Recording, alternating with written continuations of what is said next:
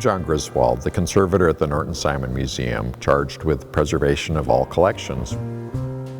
In this video, I'll share my experiences focusing on one of our most complex and fascinating assemblage pieces, The Librarian by George Herms. Assemblage is a term coined by Jean Dubuffet in the mid-20th century to describe artworks that incorporate found objects, like pieces of clothing, household utensils, clock parts, taxidermy specimens, you name it. The term expands the idea of collage beyond the two-dimensional into the realm of sculpture. These common found, discarded items carry the physical evidence of their own history, their use, their deterioration and alteration, and they can be said to have a sort of patina of daily use that contributes to the overall effect of the work. Conserving these complex mixed media artworks requires a multi-layered approach. Often a state of partial decay is what attracted the artist to these materials in the first place. Understanding how artists intended this patina to be conveyed and preserved or allowed to continue to degrade is key. It's not unusual for an artist to have a preconceived idea of how their artwork might be expected to change over time, but rare for them to have articulated this for posterity. Even more rare is the accurate anticipation of just how dramatic and unexpected such changes can be.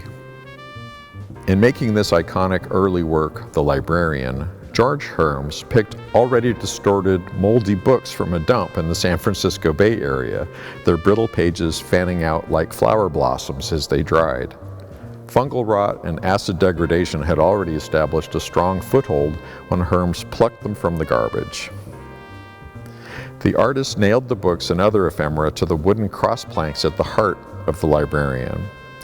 Book pages that had begun to pull away from their spines were, for the time being, arrested in place. 45 years after its creation, we invited George Herms to the museum to review the condition of his piece. In going over each part, I learned from him just how much things had changed. Several pages of the books that George had intended to be visible had folded completely over. He also pointed out the degree to which some of the books had fallen apart. Together with our curators, we balanced the goal of reversing undesirable changes with the physical limits of the materials to respond to manipulation without causing more damage, now or even years later. We considered where hidden supports could be added to help achieve a state of arrested decay.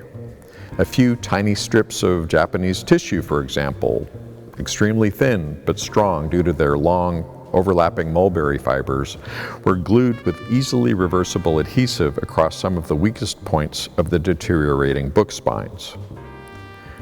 Reshaping the pages was a challenge. Steaming the stiffly curled pages might have worked in the short term to make them pliable, but such heat and moisture would cause long-term damage to the microscopic structure of the wood and rag fibers of the paper. Instead, I exposed the pages to alcohol vapor, transmitted through a semi-permeable membrane to let the pages relax just enough to gradually coax them back to their intended positions. With this treatment, The Librarian was made strong enough to make the transatlantic journey to the Pompidou Center in Paris, where it was featured in the 2006 exhibition, Los Angeles, 1955 to 1985, The Birth of an Art Capital. 15 years later, during routine inspection, I found that some of these repairs had given way on one of the books, allowing its pages to resume a slow cascade away from the spine. Consulting the treatment documentation and notes we have on file with George Herms, I was able to repair the repair, as it were. This time I chose a few additional places where existing strings from the binding could be enlisted to help hold the hanging pages. Once these new repairs were toned with some reversible, conservation-grade paint colors, they blend almost completely with the original materials. I hope you enjoyed hearing about some of the unique challenges conservators face in preserving these fascinating artworks. I look forward to sharing more videos with you focusing on the modern and contemporary artworks in our collection.